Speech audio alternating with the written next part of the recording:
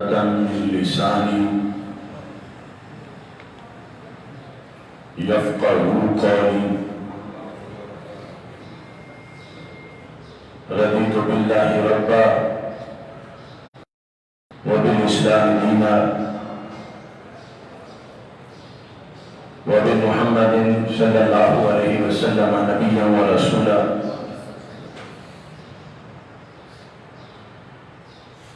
اللہ اکبر اللہ اکبر اللہ اکبر. لبیک لبیک لبیک یا رسول اللہ صلی اللہ علیہ وسلم.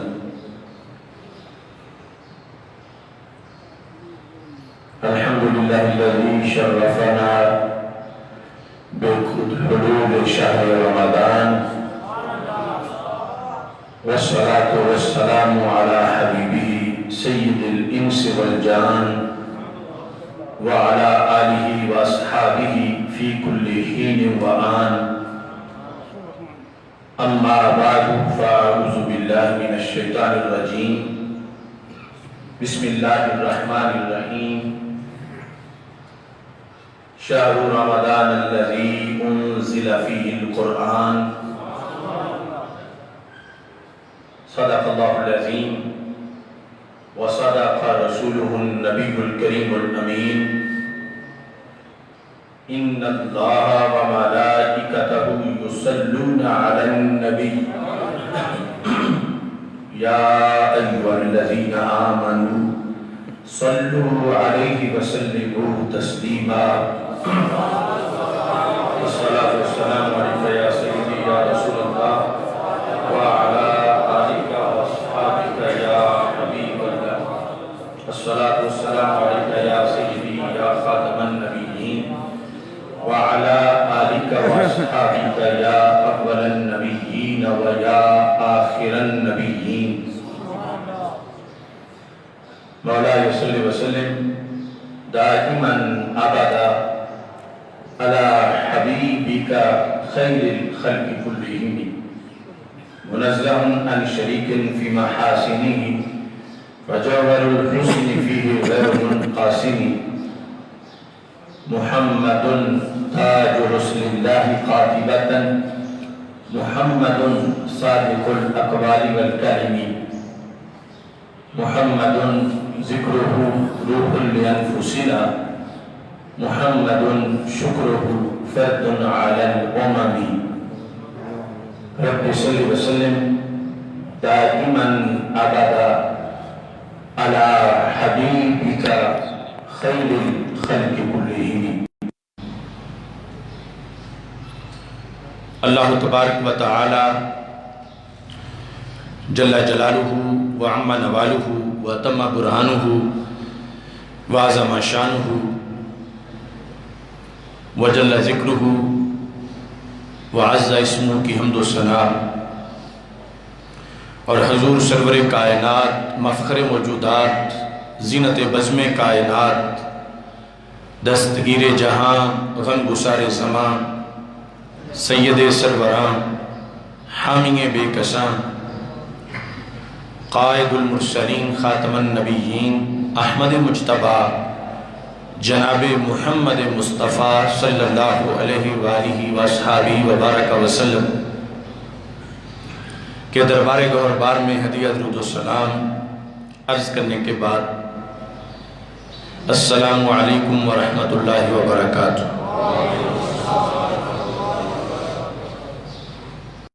رب ذوالجلال کا کروڑوں بار شکر ہے کہ اس نے ہمیں ایک بار پھر ماہ رمضان المبارک کا استقبال کرنے کی توفیق عطا فرمائی ہے. آج تحریک لبیک یا رسول اللہ صلی اللہ علیہ وسلم اور تحریک صراط مستقیم کی طرف سے یہ جمعہ یوم استقبال رمضان المبارک کے طور پر منایا جا رہا ہے.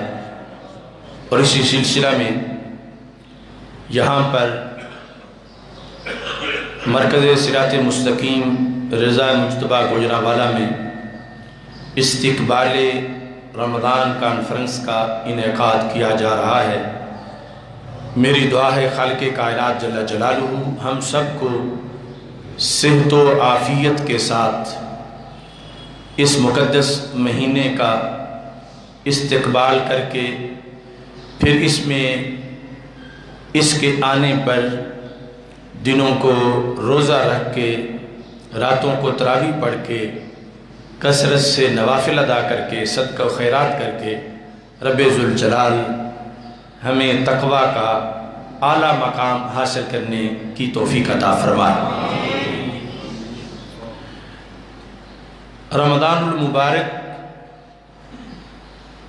اس امت کے لیے رب ذوالجلال کے خصوصی تحائف میں سے ہے، اور خالق کائنات جل جلالہ نے اس امت کو رمضان المبارک کے لحاظ سے کئی خصوصیات عطا کی ہیں۔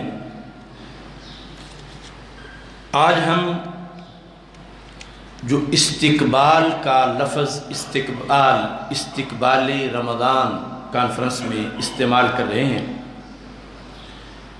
یہ الفاظ بھی حدیث مصطفیٰ صلی اللہ علیہ وسلم سے ماخوذ ہیں۔ استقبال اردو میں ہم کسی کے آنے پر اس کا جو اعزاز ہے، اکرام ہے، تعظیم و توقیر ہے، خوشی ہے، میزبانوں کی طرف سے کسی مہمان کی آمد پر، اس میں ہم یہ لفظ استقبال کا استعمال کرتے ہیں۔ لغوی معنی ہے اس کا کسی کا آگے آنا طلب کرنا، آگے آنا طلب کرنا۔ ایک تو ہوتا ہے نا کسی کے آنے پر معاذاللہ کوئی بیزار ہو جائے تو آگے آنا وہ طلب نہیں کر رہا، وہ اپنے رویے سے ظاہر کر رہا ہے کہ تم پیچھے چلے جاؤ، اچھا ہے تم نہ ہی آؤ۔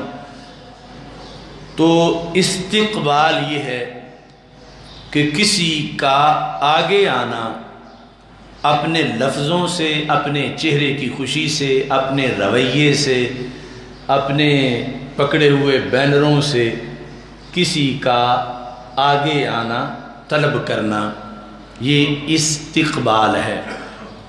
اور اس کے مقابلے میں لفظ استدبار ہے۔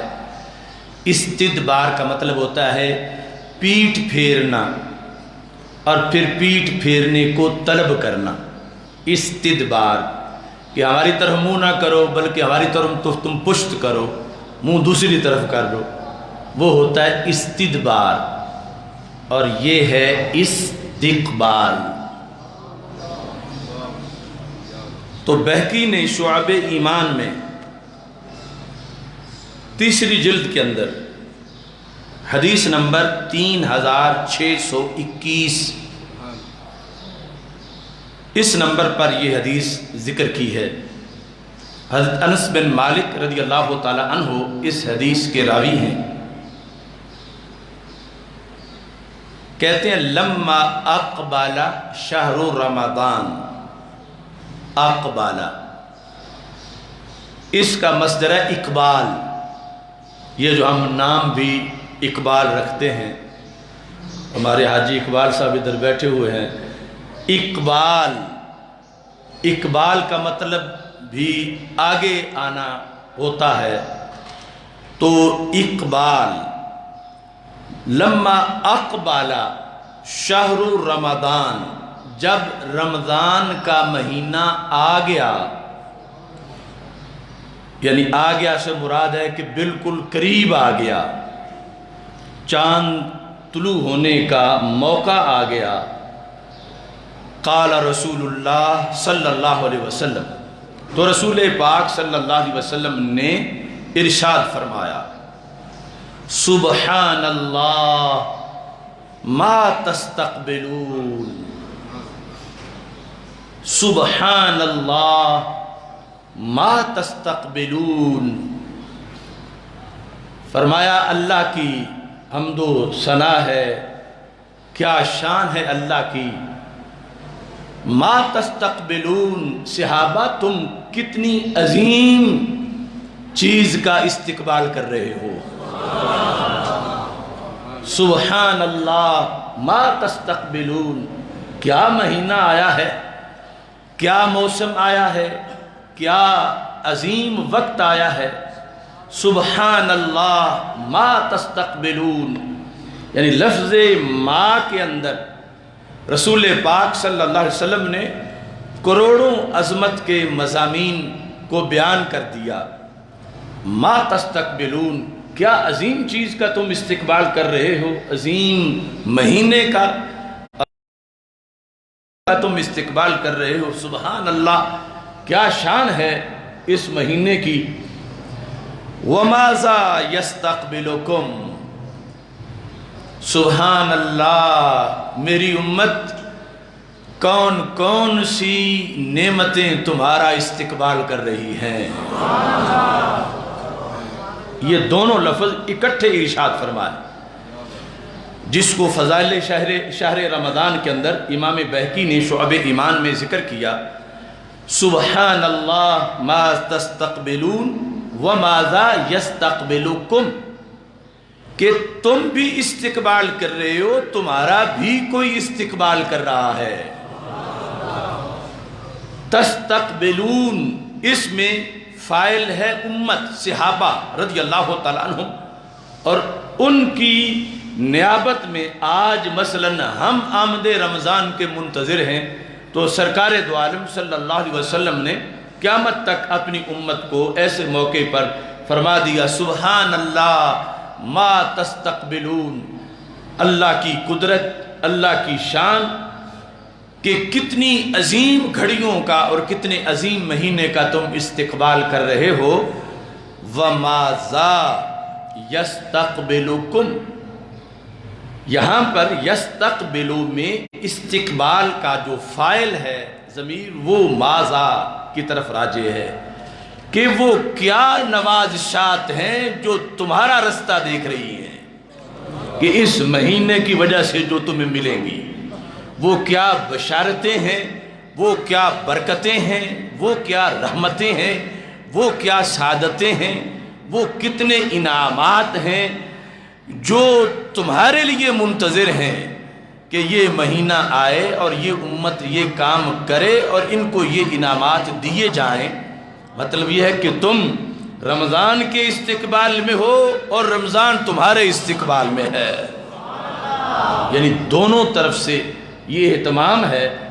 اور یہ اس امت کو جو رسول پاک صلی اللہ علیہ وسلم کی نسبت سے عظمت ملی ہے، جس طرح کہ ہر کوئی جنت کا مشتاق ہے، مگر جنت اس امت کے خواص کی مشتاق ہے کہ ان کے قدم کب مجھ پہ لگیں گے۔ تو رمضان المبارک کے اندر جو رب ذوالجلال کی طرف سے رحمتیں، برکتیں اور سعادتیں ہیں، فرمایا وَمَاذَا يَسْتَقْبِلُكُمْ، کہ وہ تمہارے استقبال میں جو کچھ ہے اس کی کیا شان، کہ وہ کس انداز میں تمہارے لیے تمہیں نواز رہی ہیں۔ چونکہ یہ الفاظ جو تھے وہ تھے بظاہر تفصیل طلب، ما تستقبلون اور ماذا یستقبلکم، دونوں کے اندر ما جو ہے وہ استفہام کا ہے، ما تستقبلون، کس کا تم استقبال کر رہے ہو، ماذا یستقبلکم، کیا عظیم ہے جو تمہارا استقبال کر رہی ہے۔ تو ایسا جو موقع ہے عربی لغت کے لحاظ سے اس کے کئی مطلب بن سکتے ہیں، کہ کوئی ایمرجنسی ہو تو پھر بھی یہ ہے، کوئی جنگ کا موقع آ گیا ہے اور اس طرح کے کوئی حالات ہیں، تو اس کے لحاظ سے بھی رغبت اور شوق پیدا کرنے کے لیے یا ایمرجنسی کا اظہار کرنے کے لیے یہ بولے جا سکتے تھے۔ تو حضرت عمر رضی اللہ تعالیٰ عنہ نے سوال کیا، قال عمر بن الخطاب رضی اللہ تعالی عنہما بِأَبِي أَنْتَ وَأُمِّي یا رسول اللہ صلی اللہ علیہ وسلم۔ یہ ہے ان اکابرین کا ہم پر احسان جو بر موقع وہاں بول پڑے۔ یعنی وہ اگر سوال نہ کرتے تو آج ہمارے پاس سورسز نہیں تھے کہ ہم عین جو مراد ہے سرکار دو عالم صلی اللہ علیہ وسلم کی وہ حاصل کر پاتے، کہ لفظوں میں تو کئی معنوں کا احتمال ہے، کئی باتوں کا احتمال ہے، یہ ہو، یہ مراد ہو، یہ مراد ہو۔ تو انہوں نے پوچھ لیا، حضرت عمر بن خطاب رضی اللہ تعالی عنہ نے کہا بے ابی انت و امی یا رسول اللہ صلی اللہ علیہ وسلم، میرے ماں باپ دونوں آپ پہ قربان ہو جائیں یا رسول اللہ صلی اللہ علیہ وسلم، وحی نازل او عدو حاضر، کیا وحی کوئی نازل ہوئی ہے کہ جس کے لحاظ سے آپ ہمیں فرما رہے ہو کہ کیا عظیم چیز ہمیں مل رہی ہے اور ہم اس کا استقبال کر رہے ہیں اور وہ ہماری طرف چیز آ رہی ہے، کوئی وحی ایسی نازل ہوئی ہے؟ او یا دوسری صورتحال کہ عدو حضر، یا کسی دشمن کا حملہ ہو گیا ہے کہ ہمیں یہ ہے کہ موقع آ گیا ہے کہ ہم دشمن کو ماریں گے، اور اس کو مارنے کی گھڑی ہمارے لیے بڑی سعادت والی گھڑی ہے، اور یہ جو جہاد پر آنے کا موقع ہے اس کی آمد جو ہے دشمن کی وجہ سے، یہ صورتحال ہے کہ آپ نے ہمارے لیے یہ الفاظ بولے ہیں کہ سبحان اللہ، استقبال کرنے والے بھی عظیم ہیں اور وہ گھڑی بھی عظیم ہے، یہ کس لحاظ سے آپ ارشاد فرما رہے ہو؟ قال لا، تو رسول پاک صلی اللہ علیہ وسلم نے فرمایا عمر یہ دونوں باتیں ہی نہیں ہیں۔ اب ہم تو 14 صدیوں سے معلومات دین پہنچا ہمارے تک، اور پھر آگے چونکہ اس باب میں یہ اس لیے لکھی گئی ہے کہ اگلی بات اس وقت ظاہر ہو چکی تھی، اور پھر ہم نے باب میں پڑھی اور ہم نے آپ کے سامنے بیان کی، اور یہ پہلے ہی ہم معنی بیان کر رہے ہیں رمضان کے استقبال کے لحاظ سے، لیکن اس وقت تو یہ تشریح ابھی ہوئی نہیں تھی۔ تو جو دو آپشن تھے حضرت عمر رضی اللہ تعالیٰ عنہ کے لحاظ سے، یعنی ابھی چونکہ شریعت کی اس لحاظ سے کوئی وضاحت نہیں تھی جو آج ہمارے تک پہنچ چکی ہے ان کے پوچھنے کی وجہ سے، تو انہوں نے خود غور کر کے دو وجہ ڈھونڈی، یا تو پھر کوئی بڑی عظیم واج آ گئی، یا پھر دشمن کا حملہ ہے، کوئی ایسے الارم ہے، اور پھر ہمیں شوق جو ہوتا ہے کفر کی، تو سرکار نے فرمایا سبحان اللہ تمہارے لیے بڑا اچھا موقع آ گیا ہے۔ تو یہ دونوں چیزیں سوال میں رکھ کر حضرت عمر رضی اللہ تعالی عنہ نے جب پوچھا تو سرکار نے فرمایا لا، یہ دونوں باتیں نہیں ہیں۔ تو پھر ہے کیا؟ فرمایا لیکن شہر رمضان، یعنی میں جس چیز کی بات کر رہا ہوں کہ سبحان اللہ کیا عظیم چیز کا تم استقبال کر رہے ہو، اس سے مراد آمد رمضان ہے، یعنی رمضان کا مہینہ ہے۔ وہ رمضان کا مہینہ جو ہے اس کی جو بلندی ہے اس کے لحاظ سے میں نے لفظ ما بولا ہے کہ کیا بلند شان ہے اس مہینے کی جس کا تم استقبال کر رہے ہو، اور جو تمہیں رب عطا فرما رہا ہے، اتنا بڑا تمہیں موقع مل رہا ہے۔ تو یہ رمضان کے لحاظ سے میں کہہ رہا ہوں، اور اس پر یعنی لفظ سبحان اللہ کے بولنے کے بھی کئی مواقع ہیں۔ کبھی تو ہوتا ہے کہ آگے جو بات کر رہا اس کے انکار کے لیے ہوتا ہے، سبحانک ھذا بہتان عظیم، اب وہاں لفظ سبحان جو ہے وہ انکار کے لیے ہے۔ اور کبھی ہوتا ہے کہ قدرت باری کا جب اظہار ہوتا ہے، یا یہ جو عرف میں آپ کوئی اچھی بات سنتے ہیں تو کہتے ہیں سبحان اللہ، تو یہ اس مطلب میں سرکار فرما رہے تھے جو اچھی بات اور اللہ کی قدرتوں کو دیکھ کر سبحان اللہ کہا جاتا ہے۔ تو فرمایا سبحان اللہ یہ رمضان ہے، تو میں نے کیوں اس کے لحاظ سے یہ الفاظ استعمال کیے؟ فرمایا یغفر اللہ فی اول لیلۃ لکل اہل القبلہ یغفر اللہ، میں سبحان اللہ کہہ کر اس مہینے کی عظمت کی طرف تمہیں اس لیے متوجہ کر رہا ہوں کہ رب ذوالجلال اس کی پہلی رات میں یغفر بخش دیتا ہے لِكُلِّ أَهْلِ هَذِهِ الْقِبْلَةِ، میری ساری امت کے جتنے افراد اس وقت زمین میں زندہ موجود ہوتے ہیں۔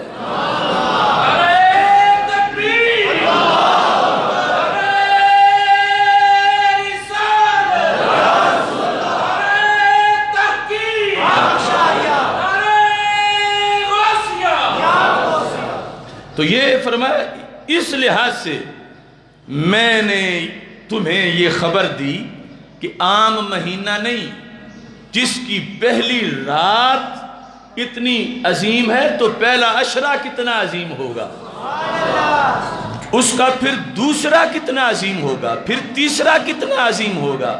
جس کی پہلی رات اتنی عظیم ہے تو اگلا آنے والا دن کتنا عظیم ہوگا، اس کے ہر لمحے کے اندر کتنی عظمت ہوگی۔ تو فرمایا رب ذوالجلال نے یہ جو تمہیں تحفہ دیا ہے، اس تحفے پر میں اللہ کہہ کر تمہیں خوشخبری سنا رہا ہوں کہ رب ذوالجلال نے کرم کتنا کیا ہے۔ اب یہاں پر ہمیں گفتگو کے لحاظ سے بھی علماء کو، مبلغین کو اور امت کے افراد جو کسی کو کوئی مسئلہ بتانا چاہیں، وہ طریقہ بھی رسول پاک صلی اللہ علیہ وسلم کی خطابت سے اور گفتگو سے ملا کہ ایک ہے کہ ہمارے آقا صلی اللہ علیہ وسلم یہ جملہ کہ رمضان کی پہلی رات میں ہی اللہ میری امت کو بخش دیتا ہے، براہ راست شروع سے ہی یہ بیان فرما دیتے۔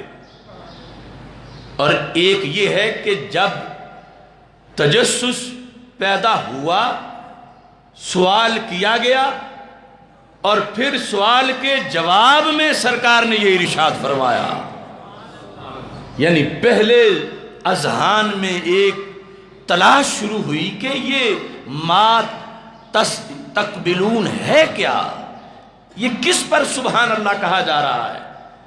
تو پھر اپنے طور پر جواب تلاش کیا گیا کہ یہ ہو سکتا ہے، اس وجہ سے ہو سکتا ہے، اور سرکار سے پوچھا گیا۔ تو اس میں ایک تو سامعین جو تھے ان کی فکری ورزش بھی ہو گئی کہ وہ خود سوچیں، اور پھر شوق بھی اس کے ذہنوں میں مخاطب جو ہے ان پیدا ہوا، اور پھر جب شوق پورا اجاگر ہو چکا تھا تو اب جب سرکار نے بتایا تو یہ شروع سے ہی بتا دینے سے اتنی دل کی کلی نہ کھلتی جتنی کہ اس انداز سے کھلی ہے کہ جو رسول پاک صلی اللہ علیہ وسلم نے عطا فرمایا ہے۔ تو یہ انداز خطابت کے لحاظ سے جو رسول پاک صلی اللہ علیہ وسلم کی گفتگو کے اندر مختلف سلیقے ہیں، ان میں سے یہ سلیقہ ہے کہ پہلے بات اجمالاً کی جائے اور پھر تفصیل کی جائے، پہلے ابہام اور پھر اس ابہام کو اٹھا کر اس کی تشریح، ایکسپلینیشن اور لوگوں کو سوچنے کا موقع بھی دیا جائے اور لوگ متوجہ بھی ہو جائیں۔ سوال کی وجہ سے چونکہ بندہ متوجہ ہوتا ہے اور اظہار عظمت کے لحاظ سے بھی لوگوں کے لیے آسانیاں پیدا ہوتی ہیں، تو رسول پاک صلی اللہ علیہ وسلم نے اس انداز میں اس چیز کو بیان کیا۔ کچھ ایسے مواقع ہیں جہاں سوال نہیں کیا جاتا، ابتداءً ہی جو اصل بات ہے وہ ضروری اتنی ہے کہ فوراً اس کو بیان کیا جائے اور اس کے آگے اس کے نتائج کو بیان کیا جائے، تو وہ علیحدہ اسلوب ہے رسول پاک صلی اللہ علیہ وسلم کی احادیث کا۔ اب دیکھو، وَفِي الْقَوْمِ رَجُلٌ، مجمع میں ایک شخص تھا، ظاہر ہے کہ وہ بھی صحابی ہوں گے رضی اللہ تعالیٰ عنہ، یہز رأسہ، جب انہوں نے یہ سنا تو ان کو وجد آ گیا۔ یہز اپنے سر کو حرکت دے رہا تھا، یہز رأسہ، یہ اب جدید عربی میں حزات کہربائیہ کہتے ہیں کہ جب یہ بجلی کا کرنٹ لگایا جاتا ہے کوئی ذہنی مریضوں کو تو کہتے ہیں حزات کہربائیہ. تو اصل میں یعنی یہ جو لفظ ہے اس کا مطلب ہوتا ہے جنبش آنا بدن میں، انسان کا وجد کرنا. تو اس شخص کا سر جو ہے وہ بڑا تیزی سے حرکت کرنے لگا اور زبان کہنے لگی باخ، جس کا معنی ہماری پنجابی میں بنتا ہے بلے بلے، موجاں بن گئیاں، بلے بلے موج لگ گئی. تو وہ صحابی رضی اللہ تعالی عنہ یعنی ادھر سر ہلا رہے تھے اور ساتھ بخ بخ کہہ رہے تھے. یعنی یہ عربی میں نہایت خوشی کے اظہار کے لیے یہ الفاظ بولے جاتے ہیں. تو یعنی اس طرح کی کیفیت تھی استقبال رمضان کے مضمون کے بیان پر کہ جب نبی اکرم نور مجسم شفیع معظم صلی اللہ علیہ وسلم نے پہلے دن اس عظمت کا اظہار کیا کہ کتنا عظیم مہینہ ہے کہ جس مہینے کا تم استقبال کر رہے ہو اور رب ذوالجلال نے جو مہینہ تمہیں عطا فرمایا ہے. اسی بہکی شعب ایمان کے اندر دوسرے مقام پر نبی اکرم نور مجسم شفیع معظم صلی اللہ علیہ وسلم کا فرمان ہے جو حدیث نمبر 3603 ہے. اس میں رسول پاک صلی اللہ علیہ وسلم ارشاد فرماتے ہیں اعطیت امتی فی شہر رمضان خمسہ لم یعطہن نبی قبلی. فرمایا میری امت کو اس رمضان کے مہینے میں رب نے 5 شانیں عطا کی ہیں،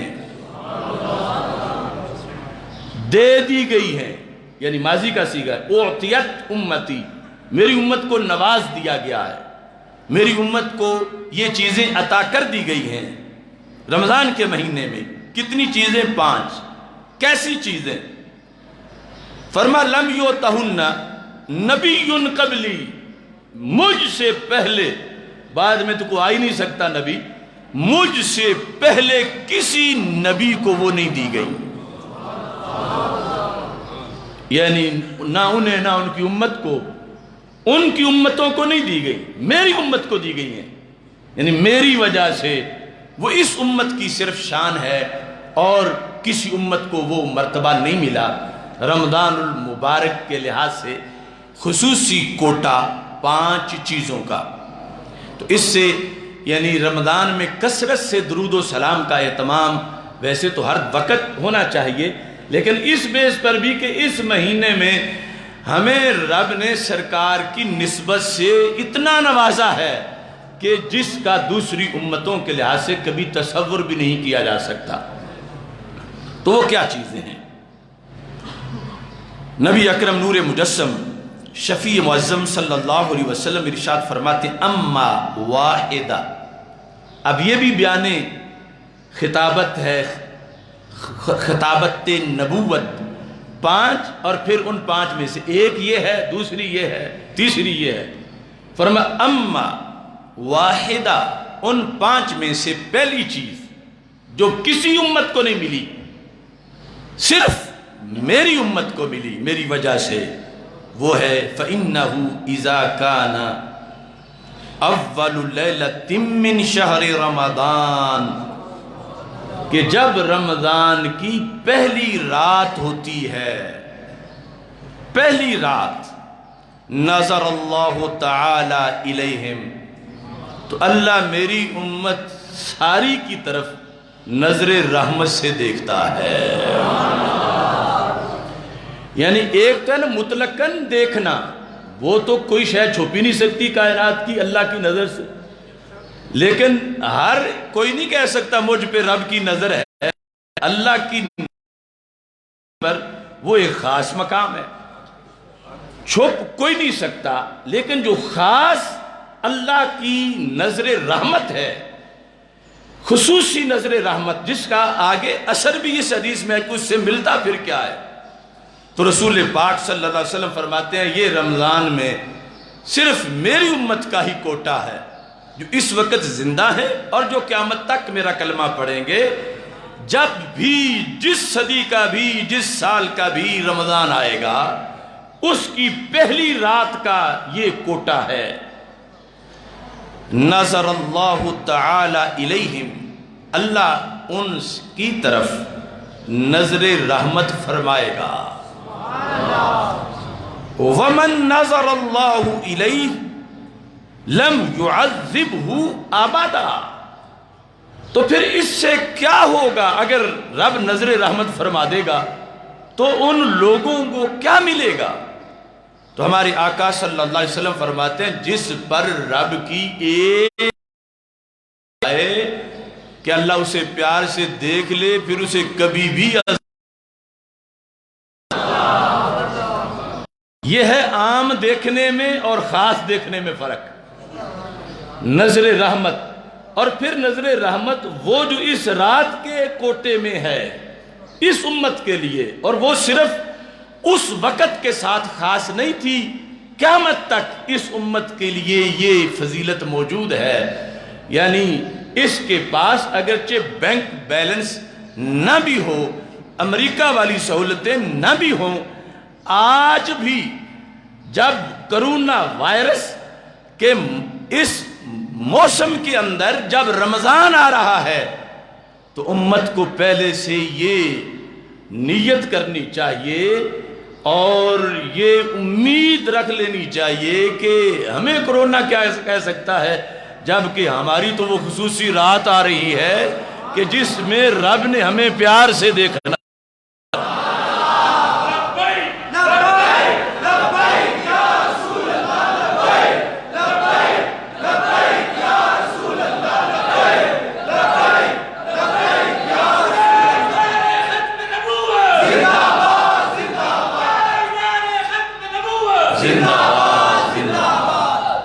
ومن نظر اللہ الیہ لم یعذبہ ابدا، اور جس کی طرف رب نے دیکھ لیا، کیسا؟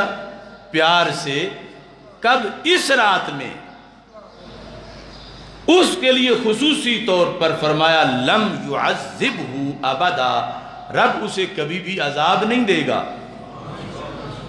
تو بیماری یا کرونا وائرس یا کوئی چیز یہ حد درجے تک پہنچے اپنی ہلاکتوں میں تو عذاب کی شکل اختیار کرتی ہے، اور اللہ کی ایک نگاہ رحمت جس رات میں بندے کو ہمیشہ کے لیے جہنم کے عذاب سے بھی بچا دیتی ہے، امت کو وہ رات ملنے ہے۔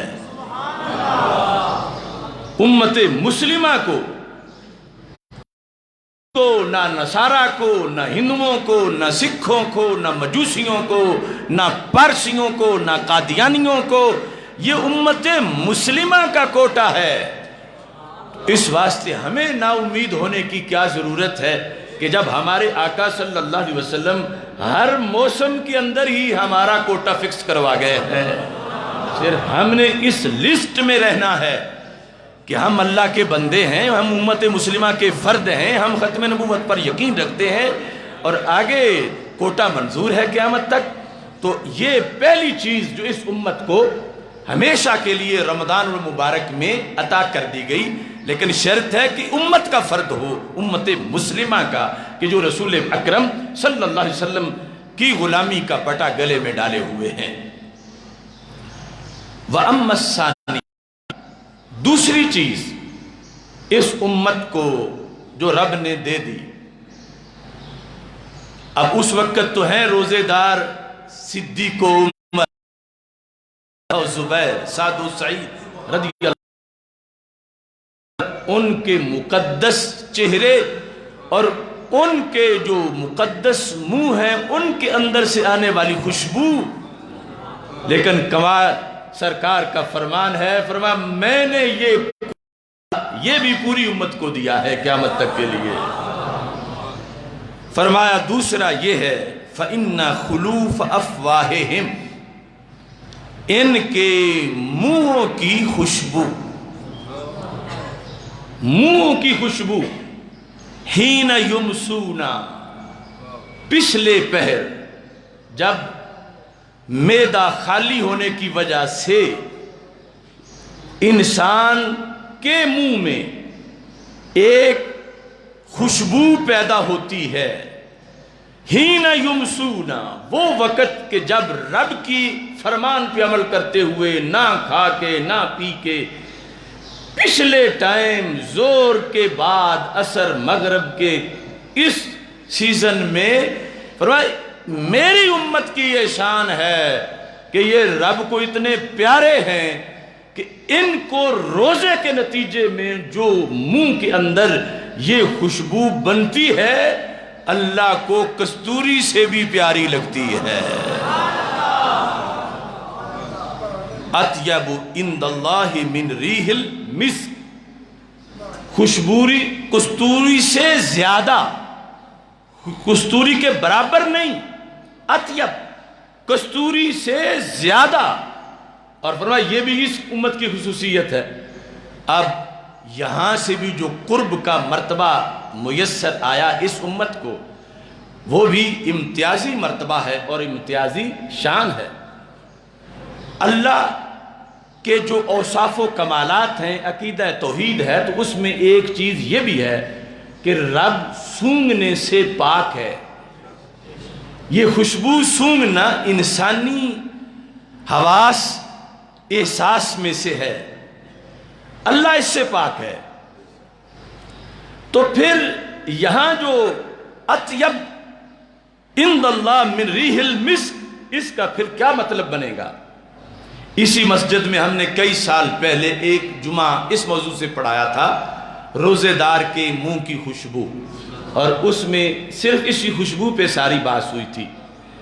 تو یہ ہے کہ رب خوشبو سونگنے سے پاک ہے، اور یہاں پر مجاز وہ یہ ہے کہ بولا اطیب کی گیا ہے اور مراد اقرب ہے، یعنی جو چیز خوشبودار ہو اور بہت زیادہ اچھی خوشبودار ہو، اور خود جو خوشبو ہے بہت اچھی، انسان اسے اپنے قریب کرتا ہے، دور نہیں کرتا، یہ انسان کی فطرت ہے۔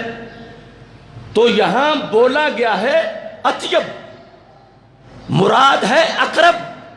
تو خلاصہ یہ بنے گا کہ اے صحابہ، تمہیں اتنا کستوری سے پیار نہیں جتنا رب کو روزے دار کی منہ کی خوشبو سے پیار ہے۔ تو کیا قرب دیا سرکار صلی اللہ علیہ وسلم نے اس امت کو کہ منہ کی وہ خاص کیفیت حالت روزہ میں اس کو رب اپنے قریب اتنا کرنا چاہتا ہے جتنا تم کستوری کو قریب نہیں کرنا چاہتے۔ تمہیں کستوری کا اپنے قریب ہونا اتنا پسند نہیں جتنا رب کو روزے دار کے منہ کی خوشبو کا قریب ہونا پسند ہے۔ اور یہ بھی فرمایا صرف میری امت کے لیے ہے، اوروں کے لیے نہیں ہے۔ تو اب وہ جو صحابہ کرام رضی اللہ تعالیٰ عنہم یا غوث کتب ابدال، ان کا تو مقام و مرتبہ بڑا پہلے ہی عظیم ہے، لیکن یہ سوچو ہم جیسے عام لوگ، کوئی مزدور، کوئی کاشتکار، کوئی رکھنے والا بندہ عاجز، اس کا منہ اور اس کے منہ میں روزے کی وجہ سے بننے والی پچھلے ٹائم کی خوشبو، اس کو بھی رب اپنے قریب کرنا چاہتا ہے۔ تو پھر اسلام نے کیا بلندی دی ہے، خود نہ تھے جو راہ پر اوروں کے ہادی بن گئے، ذرے آفتاب اور کانٹے گلاب۔ اور کتنی عظمت ہے کہ ایک بندہ جو کوئی بادشاہ نہیں، سلطان نہیں، شہزادہ نہیں، عام انسان ہے بظاہر لوگوں کی نظروں میں، لیکن اسلامی نقطہ نظر سے رمضان کے روزے کے نتیجے میں ایسا کہ دنیا کے بادشاہ تو کیا، اسے احکم الحاکمین اپنا قرب عطا فرما رہا ہے کہ تو بڑا خوشبو والا ہے، تو خوشبو ہے، تجھے میرے قریب رہنا چاہیے۔ تو یہ عظمت اور مرتبہ رب ذوالجلال نے اس امت کو عطا کیا ہے۔ حدیث کے اس نتیجے کے لحاظ سے۔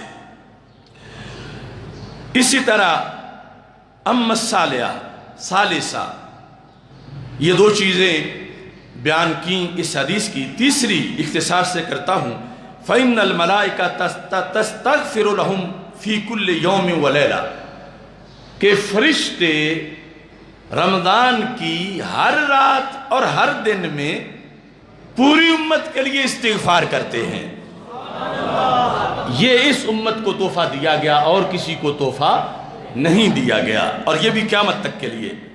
وَأَمَّا الرَّابِعَةُ، چوتھا یہ ہے، فَإِنَّ اللَّهَ تَعَالَى يَأْمُرُ جَنَّتَهُ، اللہ اپنی جنت کو یہ حکم دیتا ہے، کیا کر، تو تیار ہو جا، وَتَزَيَّنِي لِعِبَادِي، میرے بندوں کے لیے زینت اختیار کر۔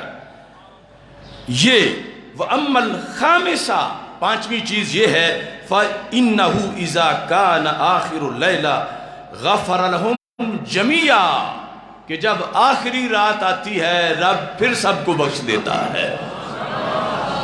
تو یہ حدیث مصطفیٰ صلی اللہ علیہ وسلم میں 5 چیزیں جو صرف اس امت ہی کا حصہ ہیں سرکار کی وجہ سے، جس مہینے میں ہیں وہ مہینہ آج ہم اس کا استقبال کر رہے ہیں۔ اللہ تعالیٰ اس مہینے کی برکت سے وباؤں کو، بلاؤں کو، خالق کائنات ہماری حاضری کو قبول۔ وآخر دعوایا ان الحمدللہ رب العالمین۔ میز سائٹ پہ